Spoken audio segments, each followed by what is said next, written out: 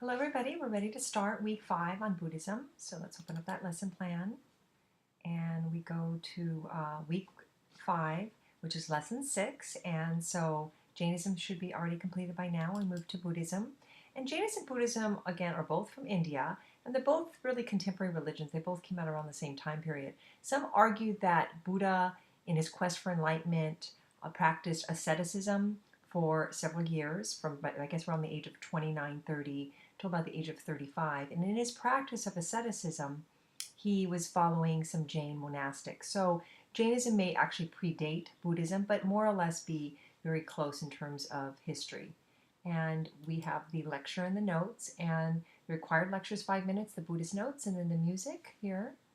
And moving to the required reading for this lesson plan, we again have the pluralism.org.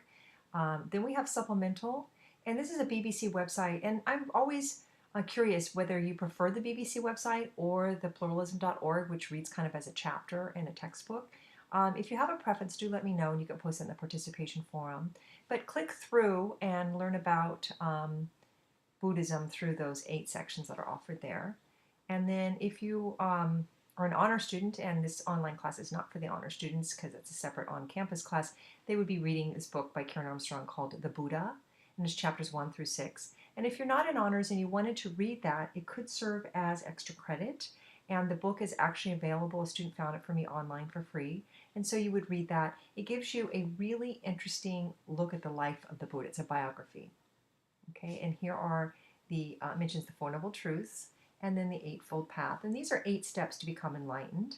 And it's always referred to as the first couple steps as wisdom, and then step 3, 4, and 5 dealing with morality, and then the last 3 dealing with meditation. So it's 3 ingredients to become enlightened. It would be wisdom, morality, and meditation, and that constitutes those Eightfold Path there. Oh, and I think I mentioned it, didn't I? Yes, I did. I didn't even realize I said that there.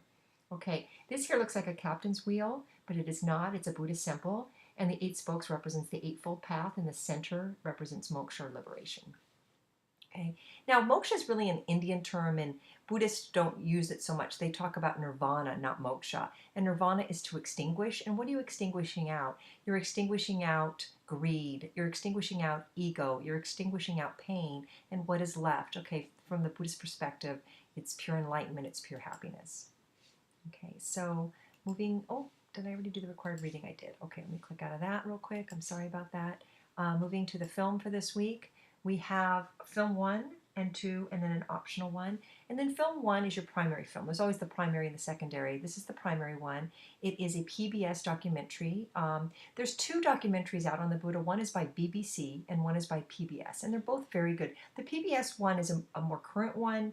It has a lot of animation in it.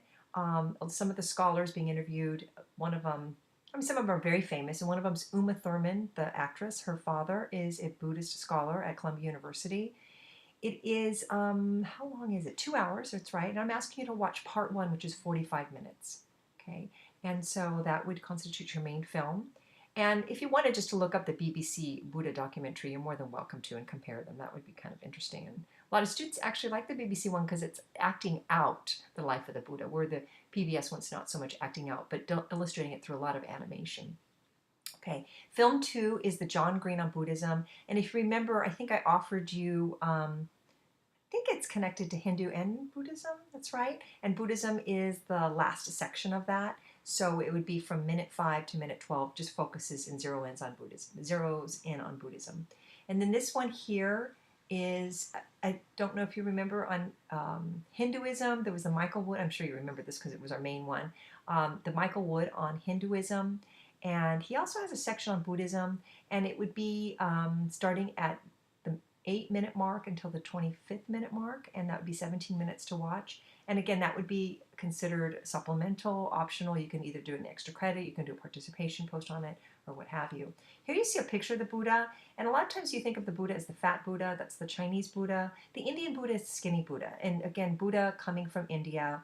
Buddhism flourished in India for about 1,500 years, and then it died out about 1,000 years ago. And it died out because there's a couple reasons, but one reason is Hinduism was revived and repopularized, and kind of absorbed Buddhism. There's a lot of similarities between the traditions, and so it was able to absorb it. And the other thing is that the Mongols came in and were not happy with the Buddhist statues and so forth, and destroyed a lot of them, and a lot of the Buddhists were persecuted and prosecuted. Persecuted, that's the right word, not prosecuted, persecuted, I'm sorry. So the fat or happy Buddha is not the historical Buddha. Okay, that would be a depiction of what's called the Bodhisattva in Chinese Buddhism.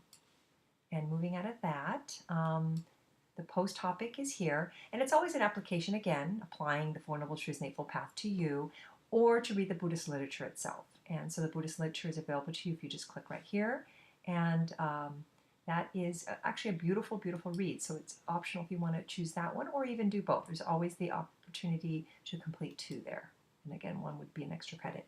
Okay, here's the exam question. The life and ideas of the Buddha, the branches, okay, subdivisions, and there's the 3 main schools of thought. And the 3 main schools is the Mahayana, the Theravada, and the Vajrayana. And to understand what each of those are about and to kind of compare them a little bit. And there are some big differences there. So the film on Buddhism, the main one in the shorter film on Buddhism, it's the John Green one. And then again, doing the 4 bullets. And then we have the honors for the book called The Buddha by Karen Armstrong. And again, that's not for you guys, so don't worry about that. Okay, and I think that's it. That completes it. This lesson plan should take about 3 hours, not including exam time. And it's really a beautiful tradition. There's a Hacienda Heights Buddhist temple, the largest in North America, is right down the street from Mount Sac. And it's magnificent grounds to walk through. And there's a restaurant there and a little bookstore. And there's services there on Sundays. And that would be a very good option for you if you have no Buddhist background or have never been to a Buddhist temple. Those 2 requirements must be met. Okay, namaste, and thank you very much for listening. Bye-bye.